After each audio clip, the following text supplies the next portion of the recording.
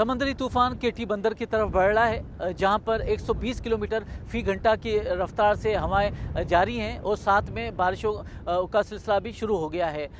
जो महकमा मौसमियात है वो इम्कान जाहिर कर रहा है कि आज शाम तक ये समुद्री तूफान जो केटी बंदर और भारतीय सूबे गुजरात से गुजरेगा। इस वक्त वहाँ पर जो साहिली पट्टी पर जो लोग थे, बदीन, ठट्टा, सिजावत, उनकी नकल मकानी करा के उन्हें महफूज मकाम पर मुंतकिल कर दिया गया है और इंतजामिया का कहना है कि कोई 65,000 के करीब लोगों को महफूज मकाम पर मुंतकिल किया गया है।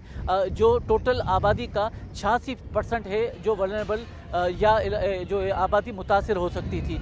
इन लोगों को जो सरकारी स्कूल हैं वहाँ पर रिहाइश फराम की गई है। 45,000 के करीब लोग तो इन कैंपों में मौजूद हैं, जबकि बाकी जो लोग हैं वो अपने रिश्तेदारों की तरफ मुंतकिल हो गए हैं। काफ़ी तादाद में वो लोग भी हैं जो अपने घरों पर रह गए हैं और उनका कहना है कि वो अपने सामान की हिफाजत के लिए वहाँ मौजूद हैं।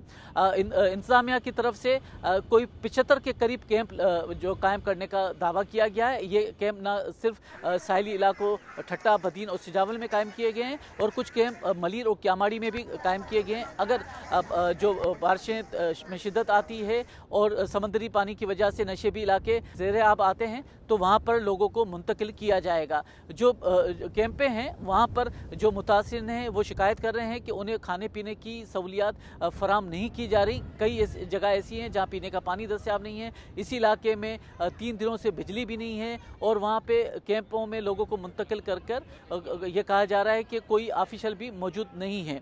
2 दिन से चावल चल रहा है और वरी आई है तो मकई का आटा जो हमने कभी नहीं खाया, कणक नहीं मिल रही है, हम मकई का खाना कभी नहीं खा रहा है।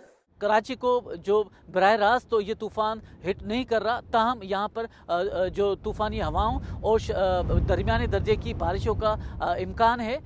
उससे पहले यहाँ पर जो साहिल के आसपास के एरिया थे, ख़ास तौर पर DHA के, उन्हें लोगों को कहा गया था कि वो महफूज मकाम पर मुंतकिल हो जाएं, मगर अभी तक ऐसी कोई इतला नहीं कि लोग यहाँ से मुंतकिल हो गए हों।